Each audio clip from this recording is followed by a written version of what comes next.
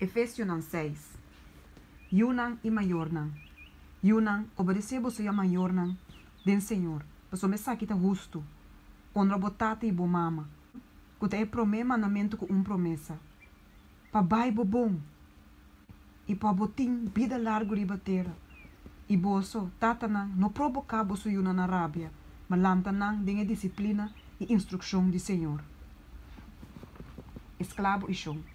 Esclavo não seja obedecido na snang com a vosso chão segundo carne, com temor e temblamento, de sinceridade de vosso coração maneira na Cristo, não servindo para vista, maneira snang que quer agradar a gente, mas maneira esclavo não de Cristo, fazendo a vontade de Deus de coração. Sirve com boa vontade, maneira na Senhor e não na gente, sabendo que coisa bom, que cada hace, e saque, ele recebe back de Senhor, seja esclavo ou livre. E boso, shonan, hasi mescoscunan, e laga amenaça para, sabendo que o chão, tanto de nan como de boso, tá den cielo, e pé não tem distinção de persona. É armadura completa de Deus.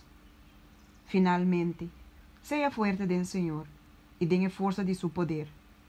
Viste a armadura completa de Deus, para boso por para firme contra a trampa nan de diabo.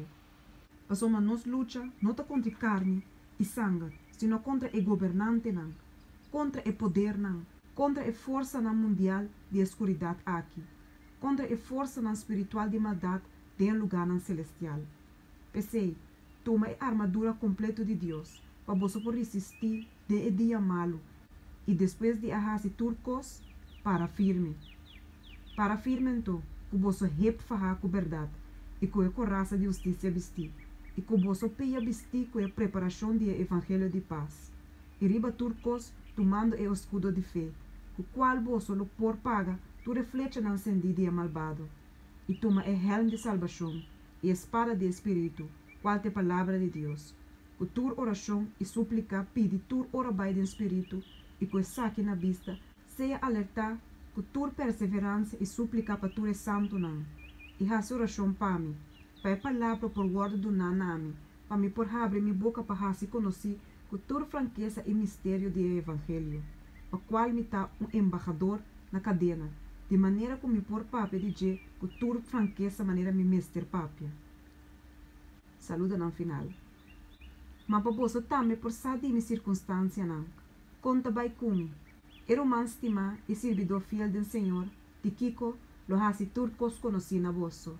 E me mandei cerca vosso com o propósito aqui, para vosso por nos e para por consolar vosso coração. Paz seja que humana e amor com fé de Deus Tata e de Senhor Jesus Cristo. Graças seja que tu és não estima no Senhor Jesus Cristo com um amor incorruptível. Amém.